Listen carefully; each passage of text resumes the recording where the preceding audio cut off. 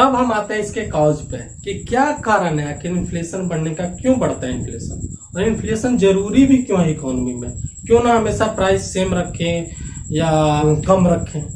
तो इन्फ्लेशन जरूरी इसलिए है क्योंकि इन्फ्लेशन जो इन्वेस्टर्स होते हैं उनको बूस्ट देता है कि चलो प्रॉफिट हो रहा है और वो और आगे इन्वेस्टमेंट देते हैं। तो इन्वेस्टमेंट होता है तो और ज्यादा एम्प्लॉयमेंट होता है और इकोनॉमी रन करती है। तो चलिए इसका मेन कॉज या रीजन, मेनली दो रीजन माने जाते हैं। कॉज डिमांड पुल है, कॉस्ट पुश। डिमांड पुल देखिए वर्ड से ही पता चल रहा है, डिमांड पुल यानी कि डिमांड पुल करता है इन्फ्लेशन को कि तुम हाई हो, और कॉस्ट पुश करता है इन्फ्लेशन को कि हाई हो। तो देखते हैं कि कौन कौन से फैक्टर हैं जो डिमांड पुल में कंट्रीब्यूट करते हैं, कौन फैक्टर जो कॉस्ट पुश में करते हैं। तो डिमांड पुल में जो पहला होगा, फर्स्ट पॉइंट, वो है राइजिंग पॉपुलेशन। अभी आप समझिए कि किसी भी जगह की अगर या किसी भी देश की पॉपुलेशन अगर बढ़ रही है तो उस अनुसार वहां के जो भी प्रोडक्ट होंगे उनका डिमांड बढ़ेगा। कोई चावल ही है या गेहूं ही है, कोई भी प्रोडक्ट है, साबुन सब जो भी है, तो जितनी पॉपुलेशन होगी कम से कम बेसिक नेसेसिटी तो डिमांड करेगी। तो इसका मतलब कि जितना ज्यादा पॉपुलेशन बढ़ेगा तो उतना ज्यादा डिमांड बढ़ेगी। तो क्या कर रहा है, डिमांड को पुल कर रहा है कि डिमांड बढ़ा रहा है खुद से। ये नहीं कि दाम बढ़ने का कारण खुद है पॉपुलेशन। हम लोग अक्सर सुनते हैं या पढ़ते आए हैं कि this country seems as India as a big market. तो बिग मार्केट करने का क्या मतलब है, big population size, it is one of the largest in the world. Today recently we have surpassed the China population.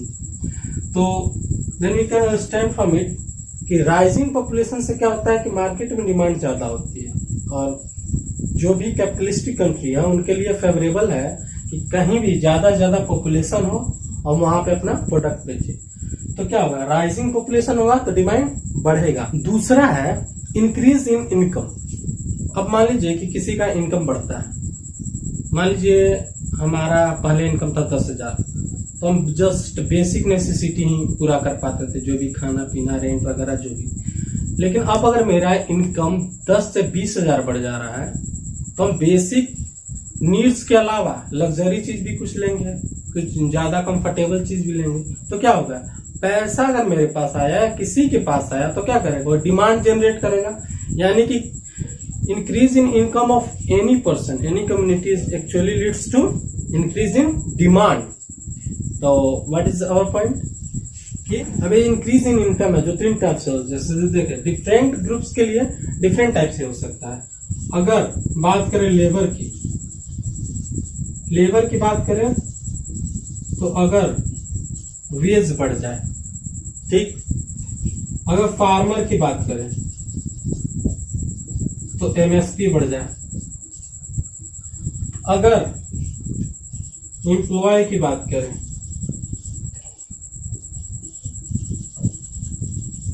तो salary बढ़ जाए, या फिर प्राइवेट कंपनी की बात करें अगर टैक्स रिड्यूस हो जाए इनके लिए तो इनका पैसा ज्यादा बचेगा, तो उनके पास खर्च करने के लिए ज्यादा पैसे होंगे। तो ये सब मेथड से इनकम इंक्रीज किया जा सकता है। जनरली बेसिक लोगों को बताया कि लेबर जो होता है उनका वेज से, फार्मर का एमएसपी बढ़ा के, एम्प्लॉय का सैलरी बढ़ा के, और प्राइवेट कंपनी का टैक्स कम करके। तीसरा जो पॉइंट है इंक्रीज इन मनी सप्लाई और लिक्विडिटी। हम पढ़ेंगे इसके बारे में आरबीआई में कि लिक्विडिटी क्या होता है, इंक्रीज इन मनी सप्लाई क्या होता है। तो यहाँ पे देखेंगे कि अगर आरबीआई अपने मॉनेटरी पॉलिसी के द्वारा अगर बहुत सारा पैसा अगर बहुत सारा पैसा इकोनॉमी में इंजेक्ट करती है, लिक्विडिटी बढ़ाती है, यानी कि कैश फ्लो बढ़ाती है इकोनॉमी में, तो लोगों का डिमांड अपने आप बढ़ जाएगा। जैसे आप एज्यूम करें कि अगर आपके पास कैश हो तो आपकी खर्च करने की टेंडेंसी ज्यादा बढ़ जाती है बजाय इसके कि आपका पैसा आपके अकाउंट में हो। तो ये जो होता है वो मनी सप्लाई के, और अगर मनी सप्लाई मार्केट में ज्यादा हो तो इकोनॉमी बहुत फास्ट काम करती है, तो डिमांड उससे बढ़ जाता है। तो ये भी एक कारण है। फोर्थ है इंक्रीज इन रेवेन्यू एक्सपेंडिचर। इसके बारे में भी हम आगे पढ़ेंगे। रेवेन्यू एक्सपेंडिचर का मतलब आप बेसिकली समझे कि जो भी गवर्नमेंट है वो खर्च करती है बेसिकली सैलरी देने में, सब्सिडी देने में, डिफेंस में और पेंशन देने में, ये सब रेवेन्यू एक्सपेंडिचर के अंतर्गत आता है। और गवर्नमेंट रेवेन्यू एक्सपेंडिचर से इसका और एग्जांपल समझे कि किसानों को 6,000 रुपया सबके अकाउंट में आ रहा है, तो ये भी रेवेन्यू एक्सपेंडिचर का पार्ट है। तो अगर 6,000 किसी भी फार्मर के अकाउंट में आता है तो वो डिमांड को राइज करेगा। महिलाओं के अकाउंट में 1,500 रुपया या किसी को छात्रवृत्ति के द्वारा पैसे मिल रहे हैं, तो वो एक्चुअली रेवेन्यू एक्सपेंडिचर अगर बढ़ती है, गवर्नमेंट द्वारा बढ़ाई जाती है, तो वो मनी सप्लाई लोगों में बढ़ाएगा और अल्टीमेटली वो डिमांड को राइज करेगा। तो ये सब क्या है? ये सब डिमांड पुल, डिमांड।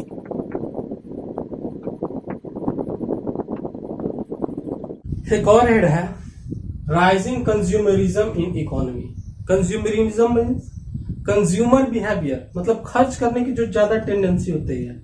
कंज्यूमर का दो बिहेवियर होता है। एक आप देखेंगे बहुत सारे लोग होते हैं जो एकदम कंजूस होते हैं, वो पैसा खर्च करना ही नहीं चाहते हैं, तो उनका एक्चुअली सेविंग बिहेवियर है, तो सेव करना ज्यादा पसंद करते हैं। एक है कि जो आज में जीते हैं, 50,000 कमाया, 40-45,000 उसमें से उड़ा ही दिया, मतलब उनको बचाने से कोई लेना देना नहीं। तो इसी को बोलते हैं कंज्यूमरिज्म बिहेवियर।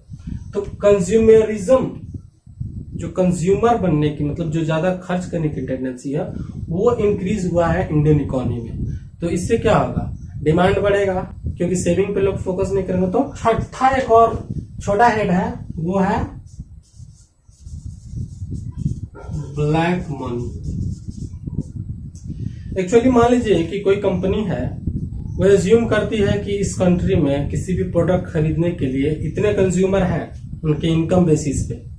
लेकिन क्या होता है, मान लीजिए कि आईफोन कंपनी है, वो आईफोन बनाती है और समझती है कि 100 ही लोग के पास इतना पैसा है उनका बेसिक नेसेसिटी खर्च करने के बाद कि वो आईफोन खरीद सकते हैं, तो वो 100 के हिसाब से बनाई कि चलो इस कंट्री में 100 ही बिकेगा, ज्यादा बना के क्या हुआ। लेकिन क्या हुआ कि 100 तो लोगों की कैपेसिटी है, लेकिन उसमें से 500 लोग ऐसे भी हैं जिनके पास पैसा है पर दिखाते नहीं, यानी कि ब्लैक मनी है। तो ब्लैक मनी है, तो ब्लैक मनी से वो आईफोन खरीदेंगे, तो डिमांड क्या हो जाएगा? बढ़ जाएगा। आईफोन 100 के लिए बना, लेकिन डिमांड 600 लोग कर रहे हैं, तो ब्लैक मनी से भी डिमांड बढ़ जाएगा। अगर आप लिखना चाहते हैं तो लिख सकते हैं पॉइंट वाइज। ये मेन हेड है और ये 1, 2, 3, 4 पॉइंट है, 5-6 पॉइंट है। और इसके बाद हम बात करेंगे कॉस्ट पुश पे। कॉस्ट पुश से आप समझ सकते हैं कि किसी भी कमोडिटी का प्राइस हम पुश हो रहा है अपने आप उसको बनाने में। तो कॉस्ट पुश हम देखेंगे, कॉस्ट पुश किस पे डिपेंड करता है? कॉस्ट पुश मेनली डिपेंड करता है फैक्टर्स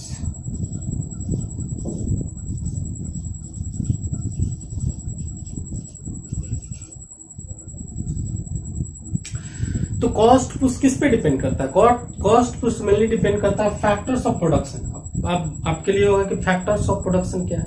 फैक्टर्स ऑफ प्रोडक्शन मतलब कि किसी भी वस्तु को बनाने में जो जो चीज लगा हो, जिस फील्ड से खर्चा हुआ उस पे, बेसिकली वो फैक्टर ऑफ प्रोडक्शन है। अगर एग्जांपल को देखें तो आप एक कंपनी बनाना है, अगर मान लीजिए कि एक टीवी बनाना है, ठीक, तो टीवी बनाने के लिए कंपनी चाहिए। तो कंपनी के लिए सबसे पहले क्या चाहिए? लैंड चाहिए, फिर उसमें काम करने के लिए लेबर चाहिए। अगर यहाँ लेबर की बात करें तो स्किल्ड लेबर होगी जनरली।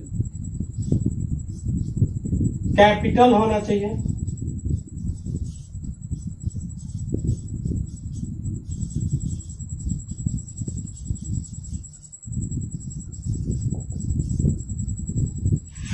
अगर फैक्टर्स ऑफ प्रोडक्शन की बात करें, अगर एक टीवी बनानी है तो टीवी के लिए कंपनी चाहिए और कंपनी के लिए लैंड चाहिए। सबसे पहले तो जमीन चाहिए, उसके बाद उस पर काम करने के लिए लेबर्स चाहिए और उसमें जो भी चीज लगेगा बनाने में या लेबर को पैसा देने के लिए उसमें चाहिए कैपिटल। कैपिटल मतलब ढेर सारा पैसा, इन्वेस्टमेंट। चौथा है इंटरप्रेन्योरशिप, मतलब कि जो बिजनेस करने की जो स्किल होती है, जो स्पिरिट होती है, उसको बोलते हैं, जो रिस्क लेता है उसको इंटरप्रेन्योरशिप बोलते हैं। तो अब क्या हुआ कि कॉस्ट पुश, ये कॉस्ट इन्फ्लेशन को कैसे पुश करेगा? अगर कोई टीवी बन रही है, ये सब अगर नॉर्मल में है तो ठीक है। अगर मान लें कि जो फैक्टर्स ऑफ प्रोडक्शन है अगर इसमें बढ़ा प्राइस तो इसमें बढ़ेगा। अब इसमें कैसे बढ़ सकता है प्राइस? इसमें बढ़ सकता है कि अगर लैंड क्या हो जाए, लैंड का रेट क्या हो जाए, हाइट हो जाए, या फिर अगर लैंड रेंट पे लिया हो, रेंट पे भी लेते हैं, रेंट पे लिया हो तो इसका क्या हो जाए, तो इसका भी प्राइस हाई हो जाए, रेंट हाई हो जाए। अगर लैंड खरीदा हो या खरीदता हो तो उसका प्राइस हाई हो जाए, या रेंट पे लिया तो रेंट हाई हो जाए, तो क्या हो जाएगा, कॉस्ट ऑफ प्रोडक्शन बढ़ जाएगा। किसी भी, मान लीजिए कंपनी है, ये इसका मालिक है, इसका मालिक है, अगर टीवी बनाना चाहता है, और अगर मान लीजिए कि पहले टीवी 5,000 रुपये में बनती थी, पहले 2020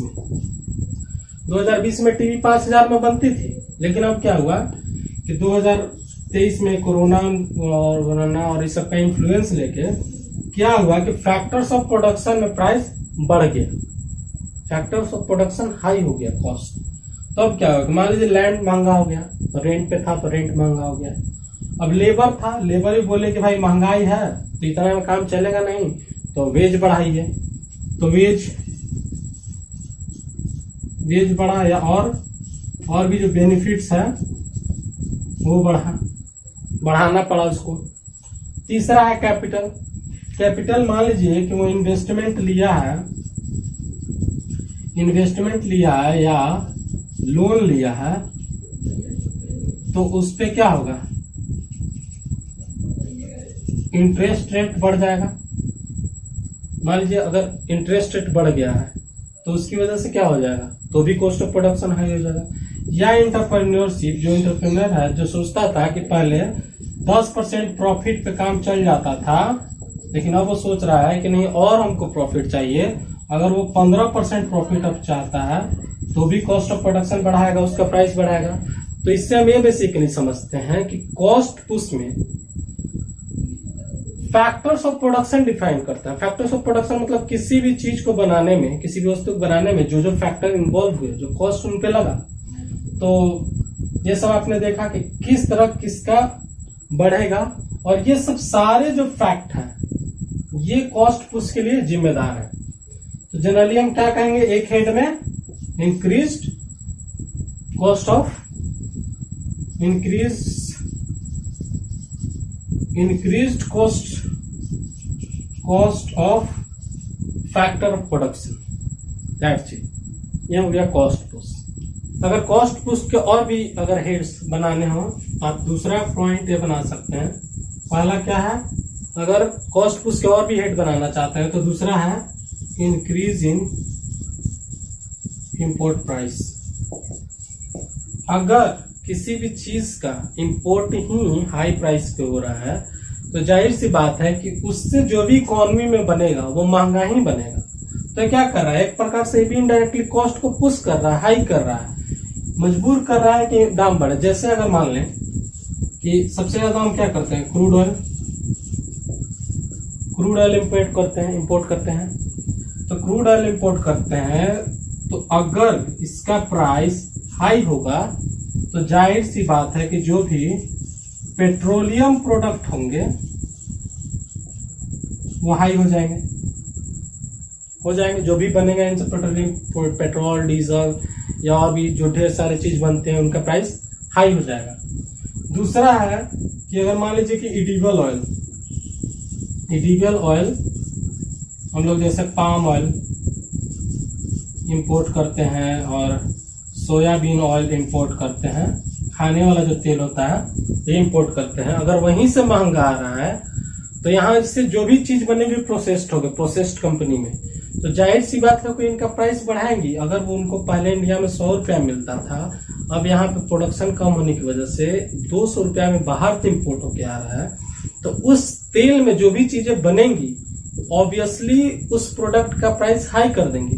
तो ये क्या करता है, ये इंपोर्ट प्राइस बढ़ने से क्या हो गया, एडिबल ऑयल का प्राइस बढ़ रहा है। इंपोर्ट प्राइस बढ़ने से जो भी होता है, इंपोर्ट की वजह से जो भी इन्फ्लेशन होता है उसके लिए एक सेपरेट टर्म है जिसको हम लोग बोलते हैं इंपोर्टेड इन्फ्लेशन,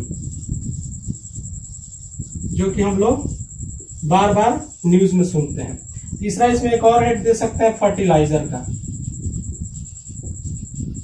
फर्टिलाइजर हम काफी मात्रा में इंपोर्ट करते हैं बाहर से, तो अगर फर्टिलाइजर का प्राइस बढ़ जाएगा इंटरनेशनल मार्केट में, वहीं से महंगा आ रहा है, तो फर्टिलाइजर जो यहाँ जो यूज है या फर्टिलाइजर से और भी चीजें बनती हैं तो उनका प्राइस भी जाहिर सी बात है वो बढ़ जाएगा। तीसरा अगर हम हेड देखें तो बोलता है कि rise in indirect tax. Rise in indirect tax यानी कि इनडायरेक्ट टैक्स क्या है, जीएसटी है। अगर जीएसटी का रेट अगर पहले मान लीजिए कि 10% जीएसटी थी किसी भी प्रोडक्ट पे, अब वो 20% हो गई, एग्जांपल के तौर पे बोल रहे हैं। तो पहले कोई भी मान लीजिए कि बिस्किट था,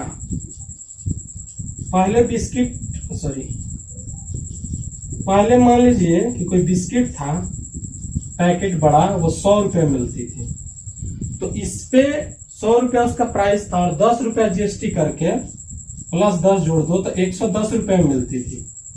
और अब 20% अगर जीएसटी हो गया तो 100 रुपया तो इसका मैन्युफैक्चरिंग कॉस्ट है, प्लस में टैक्स हो जाएगा 20 रुपया, तो अब इसका प्राइस हो जाएगा 120 रुपया। तो यहां से आप देख सकते हैं कि कॉस्ट पुश करके इसको बढ़ा दिया। यहाँ पे डिमांड मान से कोई रिलेशन नहीं कि डिमांड बढ़ा या घटा, यहाँ कोई थी नहीं। यहाँ पे है कि इनडायरेक्ट टैक्स बढ़ गया, सरकार द्वारा इनडायरेक्ट टैक्स बढ़ा दिया, जीएसटी बढ़ा दिया किसी भी प्रोडक्ट पे, तो जाहिर सी बात है उसका प्राइस बढ़ जाएगा।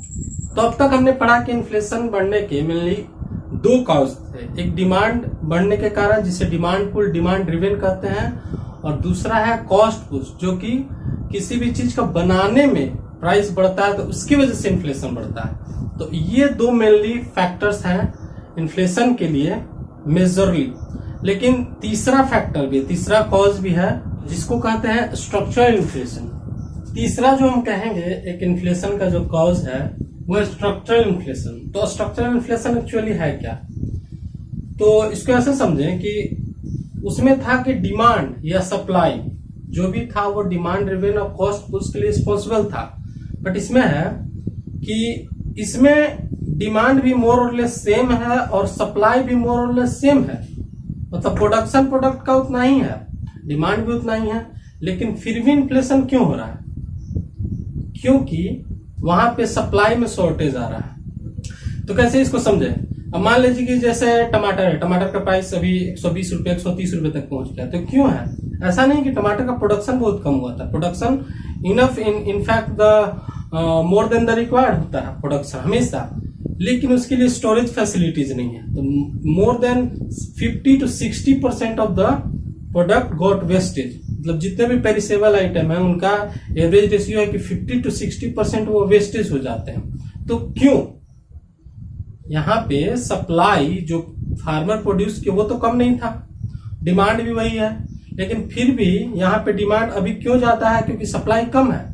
और सप्लाई कम क्यों, सप्लाई कम इसलिए नहीं है क्योंकि प्रोडक्शन कम हुआ है, सप्लाई कम इसलिए है क्योंकि वहां स्ट्रक्चरल प्रॉब्लम था, वहां पे कोल्ड स्टोरेज नहीं था कि उसको स्टोर करके ज्यादा दिन तक रखा जाए, और भी जो उसको प्रिजर्व करने के फैसिलिटीज थी वो अवेलेबल नहीं था। तो ये कारण हुआ स्ट्रक्चरल का। दूसरा है होर्डिंग, जैसे होता है कि बहुत लोग होते हैं कि उसको जिसको काला बाजारी भी कहते हैं, कि प्रोडक्शन हुआ तो जानबूझ के बहुत सारा स्टॉक क्विंटल टू क्विंटल गोदाम में भर के छिपा ली। उससे क्या होता है कि कुछ समय बाद मार्केट में आर्टिफिशियल डिमांड क्रिएट हो जाता है, क्योंकि वहां पे सप्लाई कम हो जाता है, क्योंकि सारा उन्होंने होल्ड करके रख दिया है, और तब वो धीरे धीरे निकालते हैं, तो इससे इन्फ्लेशन बढ़ता है। तो इसमें क्या हुआ कि प्रोडक्ट है उतना है, लेकिन आर्टिफिशियली या स्ट्रक्चरली उसमें प्रॉब्लम हो रहा है, कोई होर्डिंग कर ले रहा है या बर्बाद हो जा रहा है, जिसके कारण इन्फ्लेशन बढ़ रहा है। इसको कहते हैं स्ट्रक्चरल इन्फ्लेशन। तो structural inflation it is caused by the deficiencies in certain condition of economy. Economy में कुछ कंडीशन में अगर डिफिशियंसी आती है तब जाकर स्ट्रक्चरल इन्फ्लेशन टेक्स प्लेस होता है। जैसे कि एग्जांपल आप देखें टाइप, इसमें फर्स्ट है बैकवर्ड एग्रीकल्चर सेक्टर। तो अब ये कैसे स्ट्रक्चरल इन्फ्लेशन क्रिएट करता है, इसको ऐसा समझे कि यहाँ का जो इंडिया का मेनली जो एग्रीकल्चर है वो काफी बैकवर्ड नेचर का है और वो मोर सबसिस्टेंस है, मतलब जीने खाने के लिए उस टाइप का है। तो जो भी ये प्रोड्यूस करते हैं उनके लिए वो कॉमर्शियली उनको बेच नहीं पाते हैं ठीक से, उनको अच्छा प्राइस नहीं मिल पाता है, या उसको बहुत सारा प्रोडक्ट हो जाता है तो उसको संभाल के रख नहीं सकते क्योंकि वो खराब हो जाते हैं। तो बैकवर्ड एग्रीकल्चर इतना बैकवर्ड है, कोई एडवांस इंफ्रास्ट्रक्चर फैसिलिटी नहीं है, कोल्ड स्टोरेज नहीं है, सप्लाई चेन का उनके पास मैकेनिज्म नहीं है जिनसे कि वो, तो बैकवर्ड एग्रीकल्चर सेक्टर होने से क्या हो जाता है, अगर एग्रीकल्चर बैकवर्ड होगा तो लिस्ट इसी के कारण स्टोरेज फैसिलिटी नहीं है, सप्लाई चेन में कंस्टेंट है। इसमें कहता है production of some goods, production of some goods controlled by some people. कुछ ऐसे प्रोडक्ट है या कुछ ऐसे हैं जो सिर्फ कुछ पीपल ही बना सकते हैं, तो उनसे वो क्या करते हैं, वो एक प्रकार का मोनोपोली तो नहीं कहेंगे बट उस पे डोमिनेट करते हैं, उस प्रोडक्ट पे उसका डिक्टेटेड प्राइस अपने मनमानी दाम सेट करते हैं, या जब चाहे सप्लाई बढ़ा सकते हैं घटा सकते हैं। तो ये भी क्या हुआ, स्ट्रक्चरल इन्फ्लेशन हुआ। एक्चुअली में नहीं है, सप्लाई कंस्टेंट या डिमांड ज्यादा नहीं है, लेकिन यहाँ पे कुछ लोग हालांकि टोटल गुड्स को, कुछ गुड्स को कंट्रोल कर रहे हैं, तो उन कुछ गुड्स में, उन कुछ सामान में इन्फ्लेशन हो सकता है। तीसरा है inefficient distribution and storage facilities. जो भी इनका डिस्ट्रीब्यूशन है वो इनएफिशिएंट है, जो भी प्रोडक्ट्स है अगर उनका इनएफिशिएंट डिस्ट्रीब्यूशन है, अच्छे से उनको डिस्ट्रीब्यूट नहीं किया जाता है। अगर मान लीजिए कि कोई प्रोडक्ट है यहां से साउथ इंडिया भेजना है और उसको पेरिसेबल आइटम है, जैसे मान लीजिए कुछ फ्रूट्स है वो खराब हो जाएंगे, अगर वो 2 दिन का रास्ता है जाने का, अगर उसको बेहतर ट्रेन से भेजा जा सकता है, अगर उसको इनएफिशिएंटली उस पे काम किया जाए, उनको सप्लाई किया जाए, तो क्या होगा, वो आधे रास्ते भी खराब हो जाएंगे। और जिस जगह पे जिसको स्टोर किया जाना चाहिए, जहां ज्यादा फेवरेबल है, अगर वहां नहीं किया जाएगा तो भी खराब हो जाएगा। तो उसी प्रकार से inefficient distribution and storage facility, अगर स्टोरेज फैसिलिटी नहीं है तो मैंने पहले भी बताया कि बहुत सारे चीज खराब हो जाते हैं। तो इनसे क्या होगा, it leads to artificial shortage of goods. Artificial shortage create कर देते हैं, एक्चुअली में शॉर्टेज नहीं है लेकिन आर्टिफिशियली शॉर्टेज क्रिएट हो जाता है। तो ये हम पढ़े मेनली 3 कॉज इन्फ्लेशन के, डिमांड पुल है, कॉस्ट पुश और स्ट्रक्चरल इन्फ्लेशन। इसका हम बेसिकली 3 पॉइंट पढ़े। उम्मीद है आपको बेहतर समझ आएगा। मिलते हैं अगले वीडियो। अभी अगर आपने चैनल को सब्सक्राइब नहीं किया तो जल्दी सब्सक्राइब कर लें, क्योंकि इस पे सारे सब्जेक्ट से रिलेटेड वीडियो आएंगे और वो काफी इंफॉर्मेटिव और ट्रू फैक्ट पे बेस्ड होंगे। क्योंकि हमारा जो भी मटेरियल है, चाहे जिस सोर्स से हम पढ़ाते हैं, वो कम से कम 10 सोर्स, रिलायबल सोर्स से क्रॉस वेरीफाइड है। तो यहाँ पे आपको कोई भी डाउट नहीं होगा, कहीं भी मिस्टेक या गलती की कोई संभावना नहीं है। अगर बाई चांस बोलने में कोई गलती होती है तो आप हमें कमेंट करके हमें उसकी सूचना दें। Thank you.